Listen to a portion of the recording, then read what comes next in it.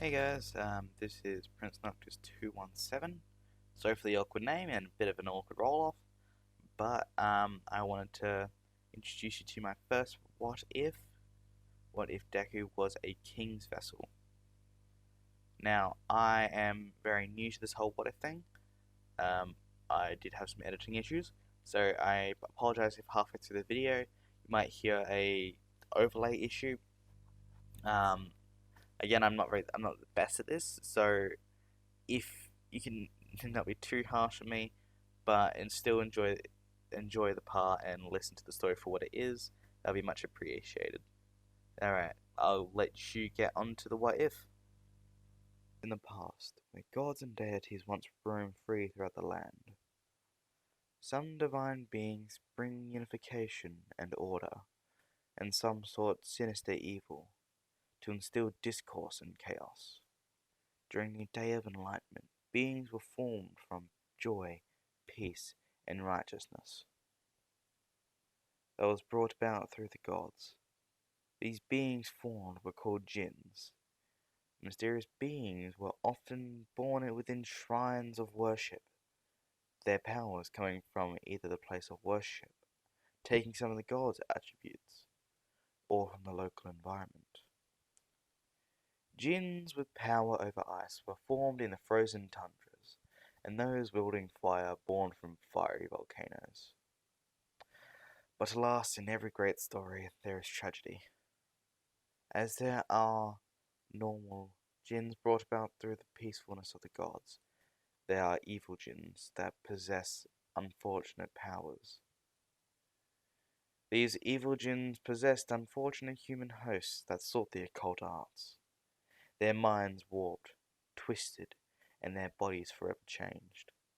They only know destruction and chaos. They bring plagues, wars, and death, their greed knowing no bounds. Darkness clouded the ancient lands, but history tells of a great hero, the King of Kings, the ruler of Sindria, Sinbad. He was the only person to ever form a bond with the jinn. Instead of fearing the great power, he sought them as a lonely creature. He treated them with respect and companionship, forming the first known bond called the Metal Vessel. Legend states that Sinbad formed a bond with 7 jinns.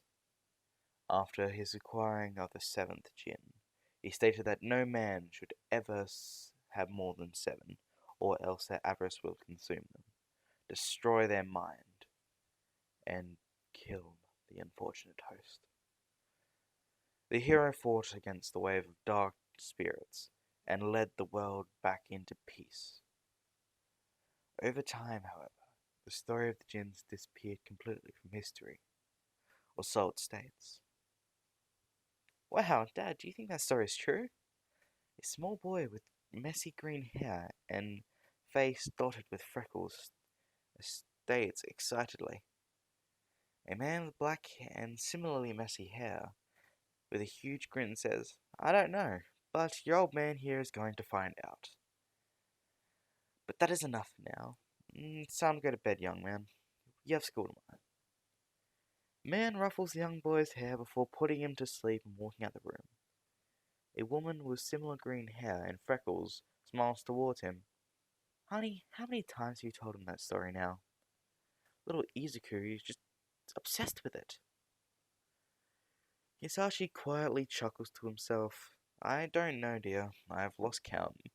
What do you expect? He loves heroes. He said with a massive smile crawling on his face. Oh, that reminds me, Hisashi. When is your next trip, or expedition as you call it? Inko asked while giggling to herself. Honey, you know they're called expeditions. Anyway, I'll be leaving for Egypt in 2 weeks. I'll be back my next month, though. He said while pouting. And as those 2 weeks passed, Inko and Izuku were waving to Hisashi as he is boarding his plane. During the time that Hisashi was away, Bakugo had just unlocked his quirk. Everybody at the preschool was in awe. Teachers were praising him on how amazing his explosions are, and that he was going to be a great hero. Izuku saying they couldn't wait to get his quirk. So excitedly he asked his mother, "Can we go to the quirk doctors? Can we?" She couldn't stop anything for the rambunctious young man. So a few days later, Inko took Izuku to the quirk doctor. "I'm sorry, ma'am, but your boy is not going to develop a quirk. He has the extra joint in his foot. It is shown through research that most of the Quirkless population all have this joint in their feet." Izuku starts crying. He can't stop it. The idea of him not having a quirk, not having a power, it meant everything in society. Inko just hugs the boy, reassuring him everything is gonna be alright. Remember the stories? Sinbad, he was a hero even without a quirk. Inko took Izuku back home, and the poor boy ran to his room crying. Inko following, laying on the floor, hugging Izuku until he fell asleep. Later on, in that night, Inko called Sasashi and told him about what happened at the doctor's,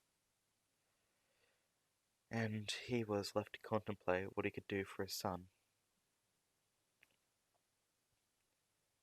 Now we head over to the next day. One of Bakugo's lackeys overheard the teachers talking about the news. "Wait, he's quirkless? Ah, oh, what a poor boy. Quirks mean everything, and he wanted to be a hero so badly." The boys grinned to themselves menacingly. They walked over to Bakugo and told him the news. "Izuku is quirkless. I heard the teachers over talking about it." "Are you sure?" asked Bakugo. "Yes, I'm quite sure." A huge devilish grin formed on that boy's face. Bakugo then stormed up to Izuku and said, "Izuku, is it true? Are you really quirkless?" Everybody turned around, quietly whispering to each other. "Wait, he's quirkless? But it only... What? How could that be?" Many voices were circling around, all eyes staring at Izuku and Bakugo. And with nervous-looking eyes darting around, he noticed everybody staring. Izuku shaking, his voice quivering. "Yes, Kachan, I'm quirkless. I went to the doctor's yesterday." After hearing Izuku say that he was quirkless, an even bigger grin grows on his face. "Wow, so you really are useless. I mean, you're always weak, but you really are a Deku. Yeah, I like that. I'm gonna call you Deku just to remind you how weak you are." The other students crowding around them started laughing after Bakugo's comment. The young boy now is breaking into tears and giving him no remorse. The blonde, spiky-haired boy said, "You are such a crybaby, you quirkless loser." That was the last insult he could take from Bakugo. He was at his limit. To what Izuku could take, the boy ran away. The teachers were now concerned about what happened and were called Inko to come pick his young Izuku up. After relentless bullying for a week, he kept coming home with the same look every day. But today was different. He noticed that his father was back a week earlier than he should be, and from his expedition in Egypt, but why? He thought to himself. And he just couldn't figure it out, but he walked to his room and didn't say a word. Hisashi just looked at Inko and says, It's been going on, hasn't it? With a defeated look, she says yes. They keep bullying him. I'll go have a word. As Hisashi slowly makes his way down to Izuku's room, slowly opening the door, he sees Izuku laying on the bed with teary eyes. He asks, Dad, am I useless? Am I weak for not having a quirk? The young boy, eyes lifeless, filled with tears, begging for an answer. Hisashi stilled his heart and snatched him out of his pain. Izuku, you are the brightest and kindest child I know. Your dream is to be a great hero one day, just like the hero Sinbad. You want to do that so you can protect people, so your mother and I don't have to worry. Izuku, looking up at his father, nods. Do you think when Sinbad fought against all those dark jinns and faced down countless hardships, do you think he gave up? The young boy quietly replies, No. His eyes grew wider. Look, just because you don't have a quirk doesn't mean you're useless. You make me and your mother so happy to see you shining bright. Here, this is a gift. Masashi reaches around the back of his neck and unclips a silver pendant that was wrapped around his neck that he'd never noticed before because it was always untucked under his shirts, and then placing it around Izuku's neck. It was a bit big, but it sat just fine. Izuku, I have to tell you, this pendant was given to me by your grandpa, and that was my last gift from my grandma who had passed away when I was just a young boy. When I was sad, my father gave me this pendant as a reminder to always remain strong. Now, I'm giving it to you to aim for your dreams, and I know I'm not always here with you, but just remember, I am here for you. And he points at the pendant and places it against his chest. Believe in this. This is your dreams. You must always hold on to them. I will always be there for you even when I am not here. So just always focus on your dreams. A big grin formed back on the young boy's face, and now wiping away his tears, Izuku's smile returns even bigger and brighter than before. Now our story takes a turn into a few years later, when this young boy who was very, very quick to crying at the drop of a hat, now would blossom into a brighter, happier boy. Izuku takes after Hisashi in many ways. He's an excellent scholar, a talented linguist, and a passion for mythology and heroes. Izuku is not as reclusive as he was before when he was bullied. He is still bullied, but he's a lot more talkative. He doesn't like to stand out in a crowd, but he is more open about his interest in heroes and wanting to become one. Some make fun of him, some pity his hope, but he believes he can become a hero, whether that means helping someone by finding their way or protecting their lives. He is more determined than ever.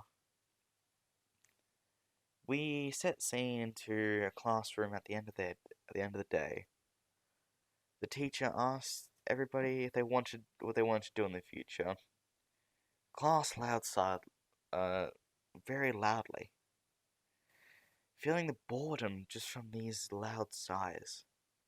He then throws the paper with their career aptitudes into the air and says, I know you all want to become heroes.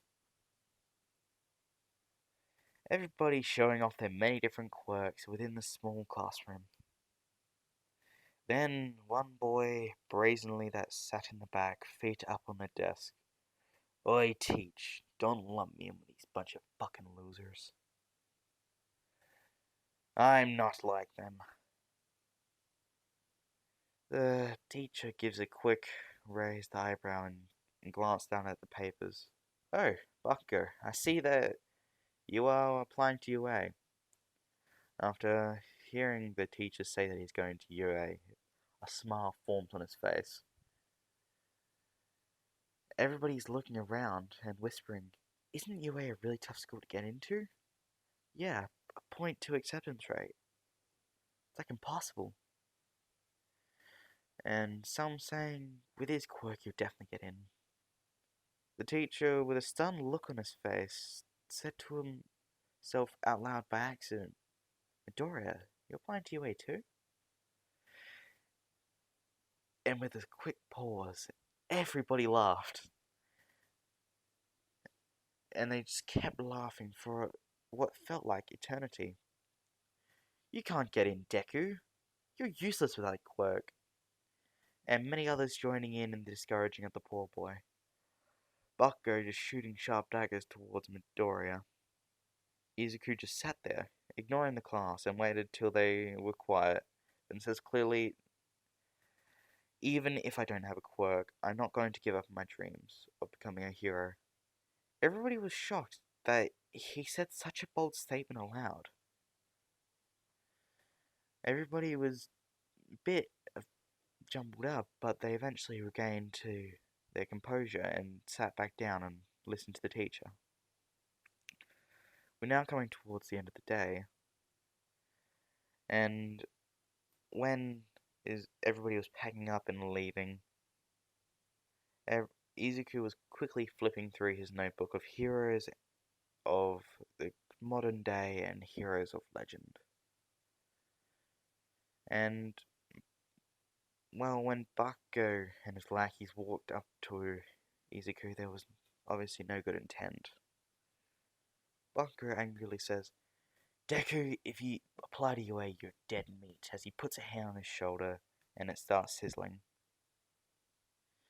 Izuku, however, didn't seem to pay any attention and not much mind, and continued packing his things. Bakugo was furious, being blown off, and in retaliation, he snatches the notebook out of Izuku's hands. Bakugo peeks inside of the first page. Who the fuck is Sinbad? It says heroes on your notebook, but I've never heard of this fucking loser. Bakugo hears from a ancient legend that my father used to tell me as a child. And can you please give my notebook back? I need to get home early today. Bakugo forms a sinister smile. Oh, so because of this bedtime story, you think you can still become a hero. Clearly your father was an idiot for telling you the story, and you were an idiot for believing it. He says as he blows up the notebook between his hands, throwing it out the window and laughing as he does so, walking out and just glaring at the boy. Izuku was very upset at Bakugo and what he just did, but he could not do anything, however. He dejectedly walked down where the notebook had fell, picking it up and walking away visibly upset.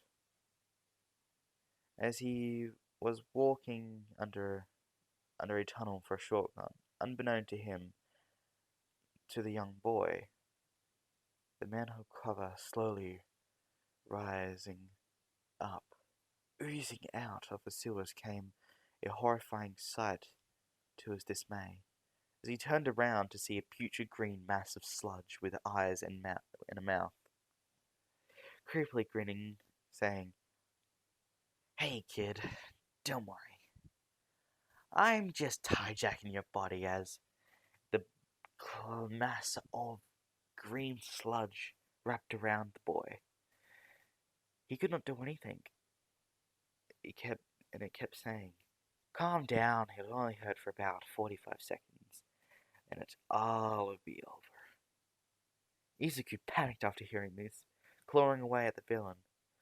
But to no avail, his fingers just slid right through the sludge, his breathing getting more sporadic, vision fading to black, thinking to himself, "Why? Why? No, my story can't end here. I still want to be a hero." As he starts to fade into unconsciousness, the muffled words he hears ringing and declaring, "I am here," as a blast of wind pressure disperses the sludge villain, knocking him out. And as Izuku's body falls to the ground, coughing and wheezing, hunching over, gripping his chest tightly, "I thought I was going to die."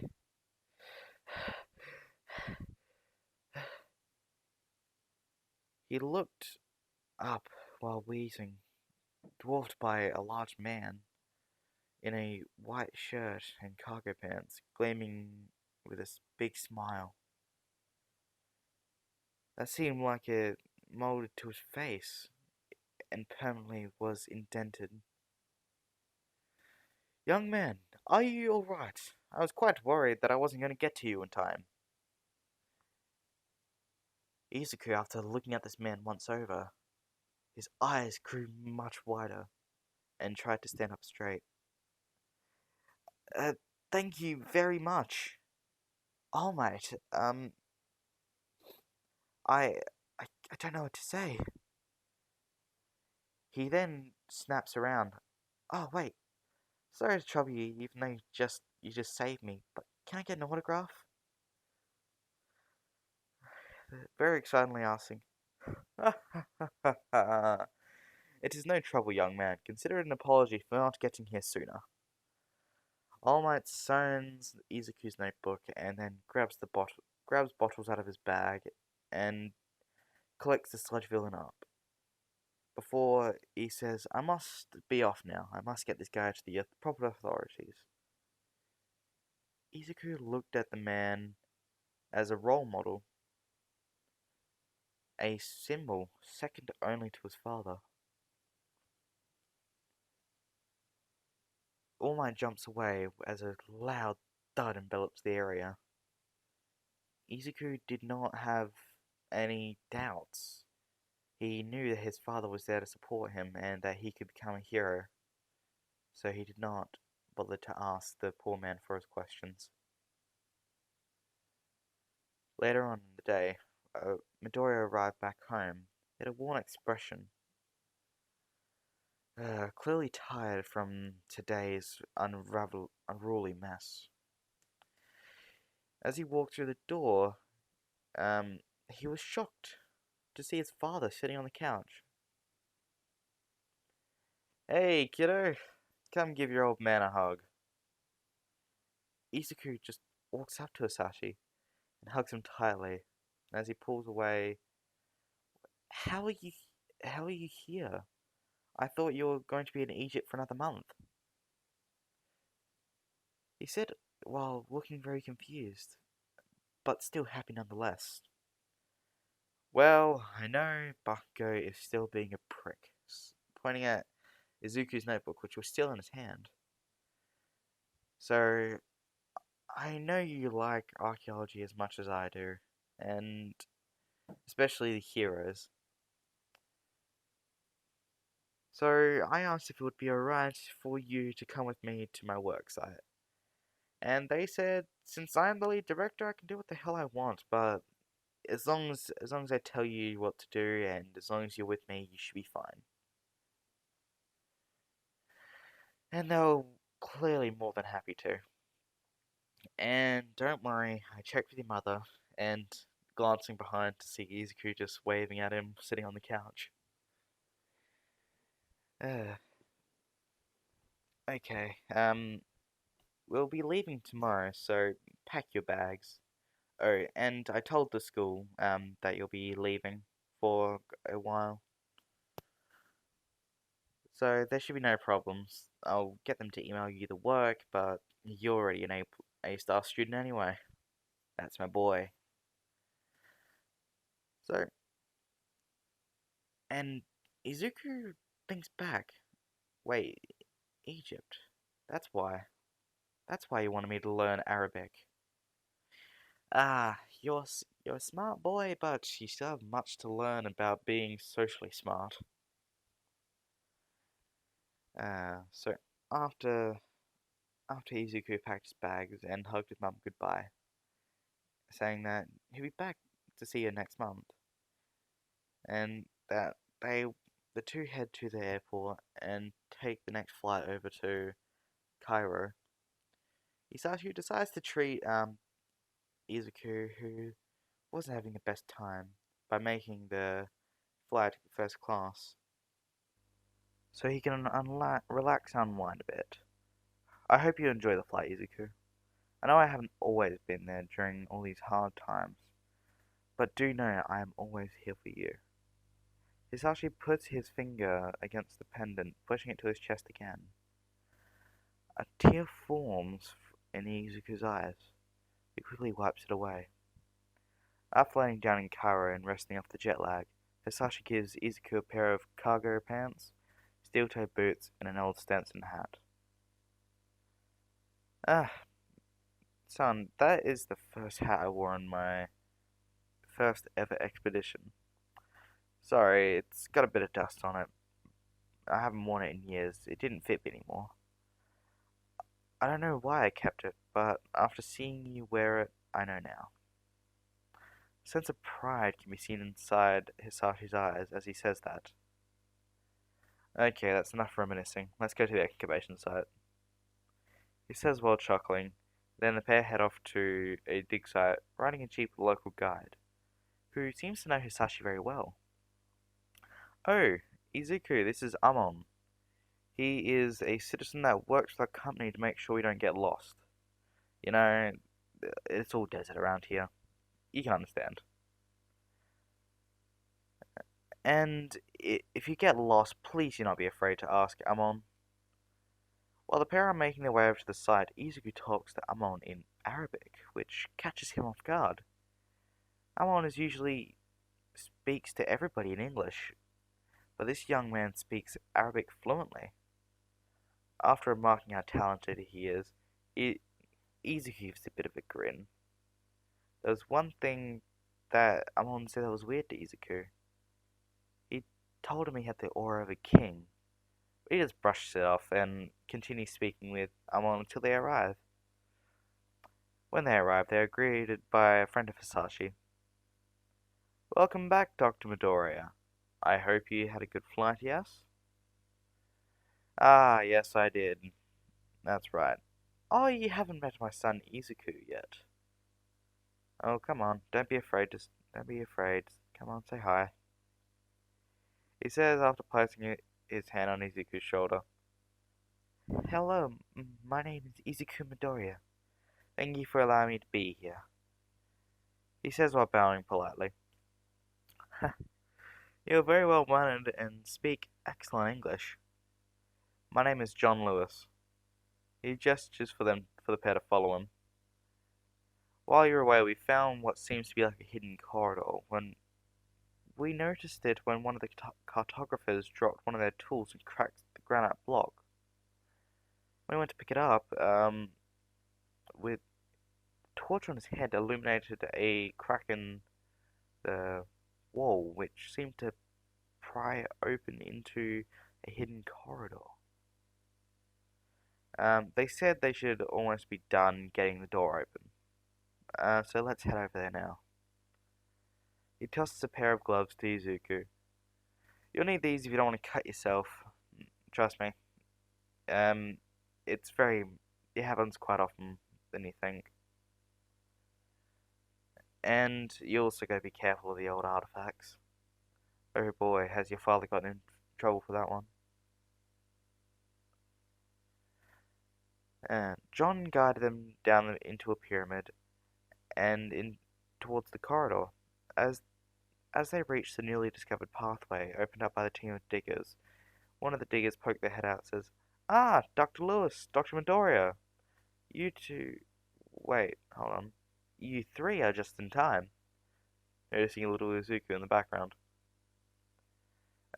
We are going to get some floodlights to brighten up the area, but we'll give you headlights so you can look into the pathway more. Uh, a few of the diggers remove their headlights and chuck them over to the three.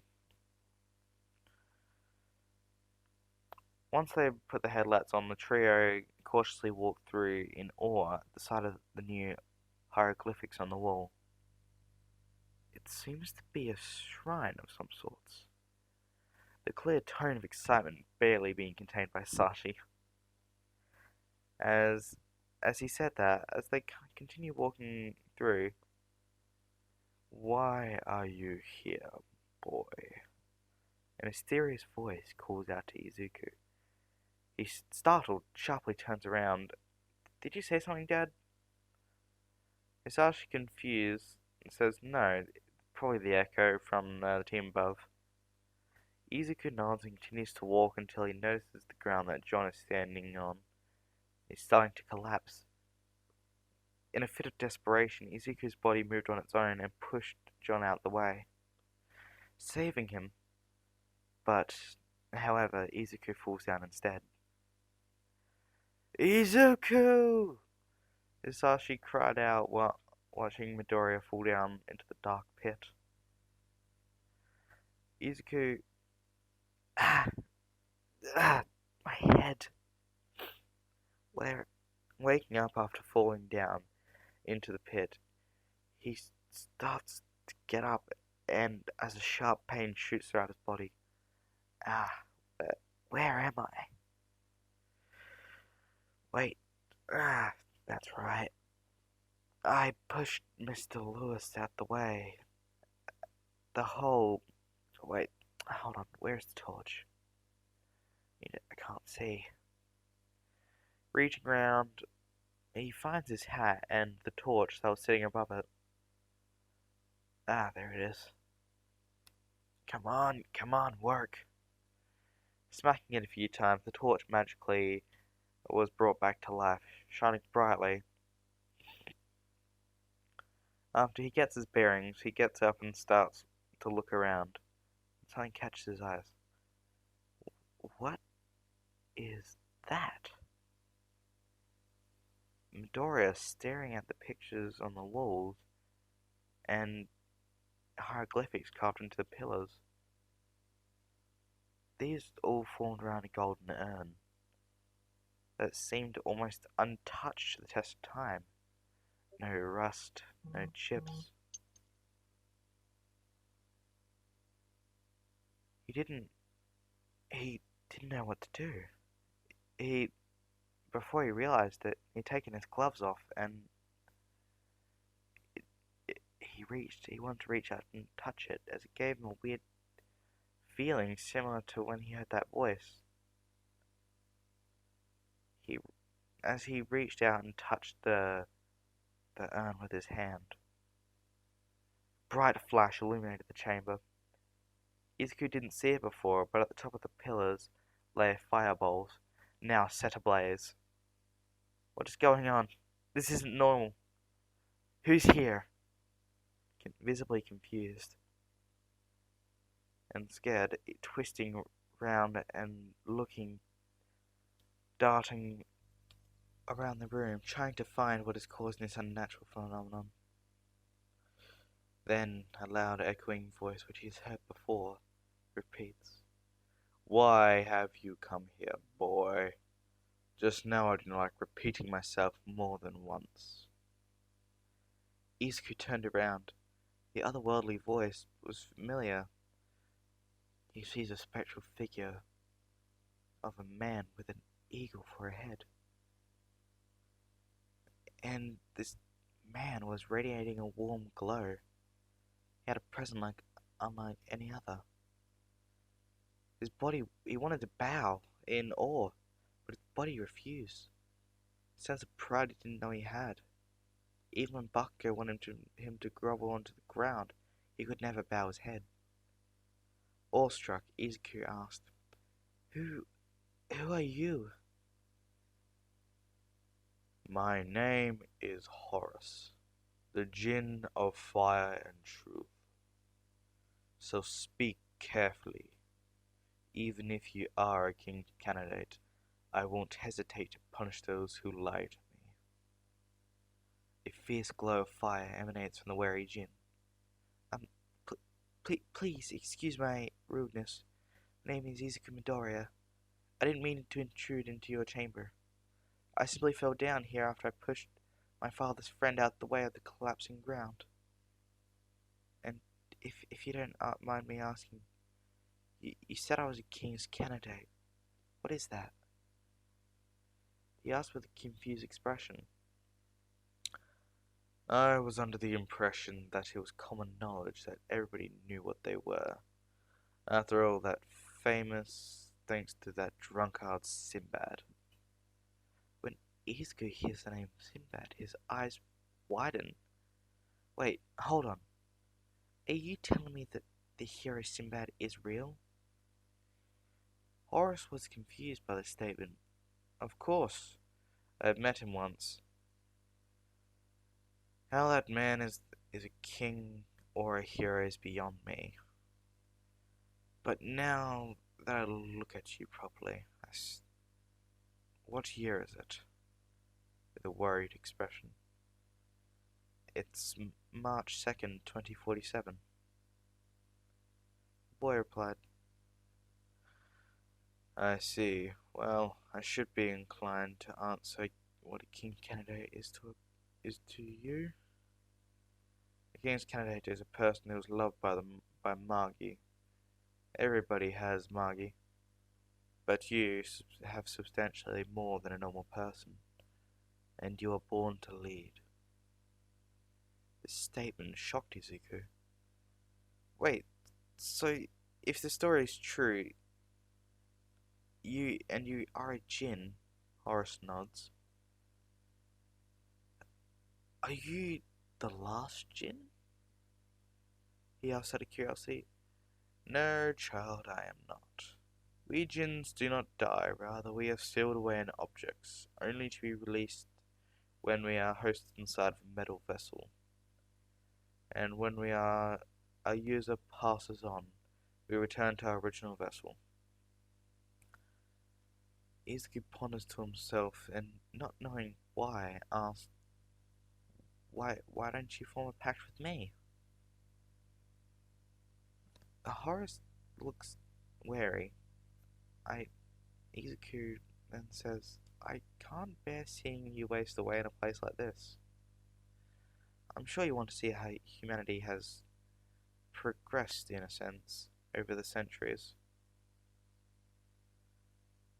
Horace can see that the boy is speaking truth, and can feel his kindness from his words.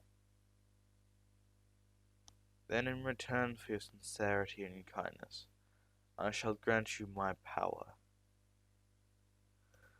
Now, Izuku, call out my name. The young man takes a deep breath and shouts out with all his vigor in his heart.